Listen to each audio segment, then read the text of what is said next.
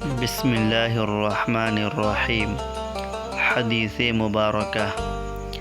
رسول اللہ صلی اللہ علیہ وسلم جب قضائے حاجت کے لیے بیت الخلاء میں داخل ہوتے تو یہ دعا پڑھتے: اللہم انی اعوذ بک من الخبث والخبائث۔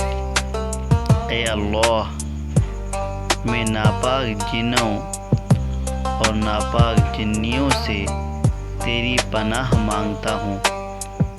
یہ حدیث نمبر 142 ہے۔ حضرت امام بخاری رحمۃ اللہ علیہ اس حدیث شریف کو صحیح بخاری شریف میں نقل کیے ہیں۔ اللہ کے نبی صلی اللہ علیہ وسلم ہر جگہ، ہر لمحے میں اور ہر وقت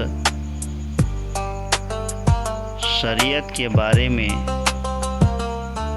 ایک جز، ایک مسائل کو امت کو سمجھانے کی کوشش کی ہے۔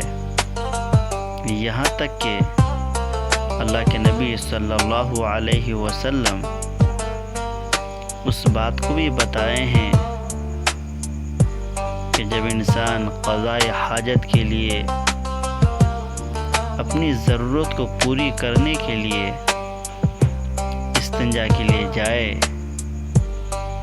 جب انسان استنجا کے لیے جاتا ہے تو وہاں پر انسانوں کے ساتھ جنات بھی شامل ہو جاتے ہیں اور انسانوں کے شرمگاہ سے کھیلنے کی کوشش کرتا ہے، لیکن جب وہ نبی کے بتائے ہوئے دعا پر عمل کرتا ہے تو شیطان اس سے دور رہتا ہے۔ اللہ کے نبی نے دعا بتائی ہے: اللہم انی اعوذ بک من الخبث والخبائث۔